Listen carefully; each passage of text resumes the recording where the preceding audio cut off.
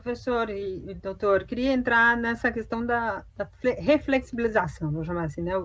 Foi flexibilizadas as medidas nos estados, principalmente em São Paulo. São Paulo, que tem um número já de infectados pela variante Delta, de 23% nos casos registrados segundo o Instituto Adolfo Lutz, na Grande São Paulo.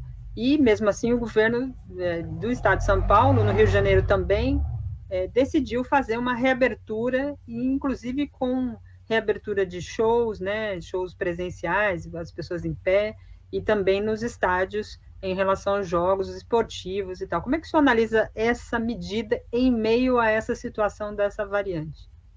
Se eu tivesse um campo visual de 10 metros, eu faria o que o governador de São Paulo e o prefeito do Rio estão propondo.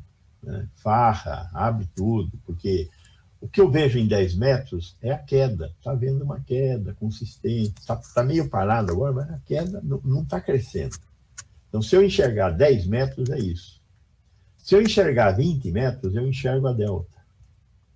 O que a Delta fez na Inglaterra, na França, em Israel, na Indonésia? Fez um desastre. Então, o que vai acontecer aqui? Eu não sou um profeta do apocalipse, eu não tenho bola de cristal, nada disso. Eu estou olhando para os países que já enfrentaram a Delta. Os países que enfrentaram a Delta enfrentaram um vírus que é muito mais transmissível. Cada pessoa que pega um vírus com a variante gama infecta mais 2,5 pessoas. Cada pessoa que pega a delta infecta 6 pessoas. Então, ela tem uma capacidade de espalhamento brutal. Então, se eu enxergar 20 metros à frente, eu vou enxergar o que está acontecendo no mundo. Agora, se eu enxergar só 10 metros, eu vou enxergar o que está acontecendo aqui. Acho que politicamente até dá para entender esses caras. Só que é falar para desfalar. Porque antes de chegar dia 17 de agosto, infelizmente, eu imagino que a gente vai estar vivendo um novo caos.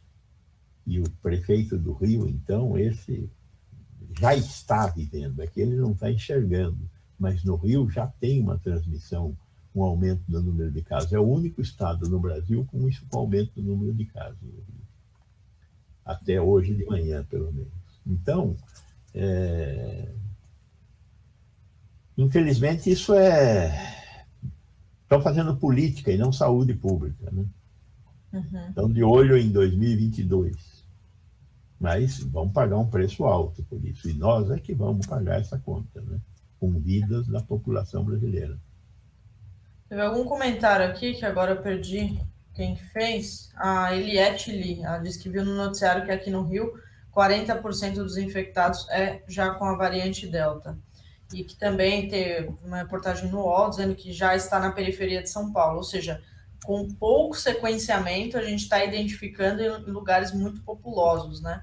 Então isso realmente reflete um perigo aí que está por vir, né? De novo, não se trata de ser pessimista, de qualquer coisa dessas. É só olhar o que aconteceu nesses outros países. Então, quando você olha o que aconteceu nos outros países, você fala, por que aqui não vai acontecer?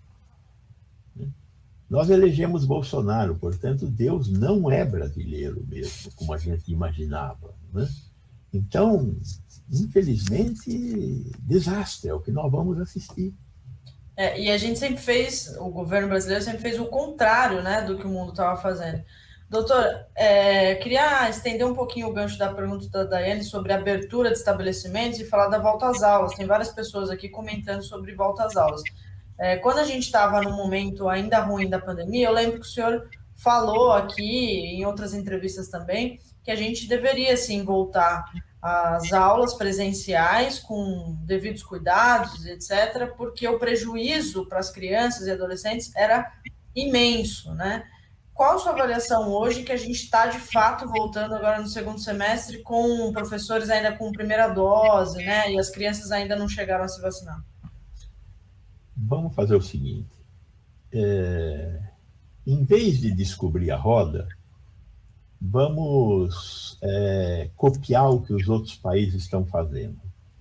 E, de preferência, vamos copiar o que a França, a Inglaterra, o Canadá estão fazendo. Não vamos copiar o que Ruanda, o que a África do Sul está fazendo, o que a Indonésia. Tá certo? Então, nos países mais civilizados, que eu reconheço uma coisa nos países civilizados, eles têm menos desigualdade social.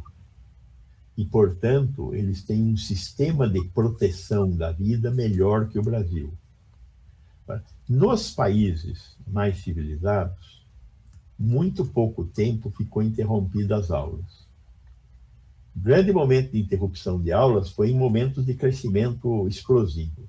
Mas fora dos momentos de crescimento explosivo, em queda ou em instabilidade, retomou-se as aulas, escola a escola, não todas as escolas, escola a escola. Por que escola a escola? Porque uma escola é diferente da outra. As condições de circulação do ar, as condições de higiene, a idade dos professores, é tudo diferente. Então, escola a escola. Nós temos que dar autonomia para as escolas, mas nós não podemos deixar de retomar a aula. Nós não podemos fazer o que nós já fizemos até agora. Primeiro bar, depois restaurante, depois shopping center, depois campo de futebol, depois escola. Escola tem que vir antes de tudo isso.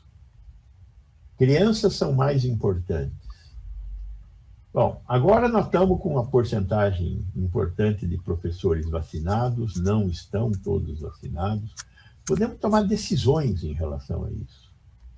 A vacina não protege 100% as pessoas. Enquanto nós não tivermos uma ampla cobertura vacinal, nós não teremos cobertura populacional. Agora, nós temos que decidir que as crianças não podem pagar essa conta sozinhas. Nós temos que dialogar, o Estado tem que... O que nós estamos falando aqui, vamos deixar claro, de escola pública, né? Porque a escola privada resolveu isso, escola. Né? Tem pais que não querem mandar alunos na escola, fantástico. Tem professores que negociaram para não voltar a ter aula. Eu não sei como é que está isso na iniciativa privada, mas imagino que tenha. Então, vamos colocar essa discussão fora do âmbito exclusivamente corporativista, que é um pouco do que nós temos enfrentado até agora. Então, eu continuo sendo a favor de que existam aulas. Existirão aulas com riscos para professores e alunos?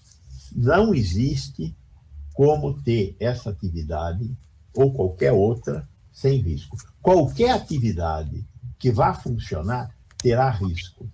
Poderá ser minimizado? Poderá ser minimizado. Mas nós temos que pensar nisso. Né?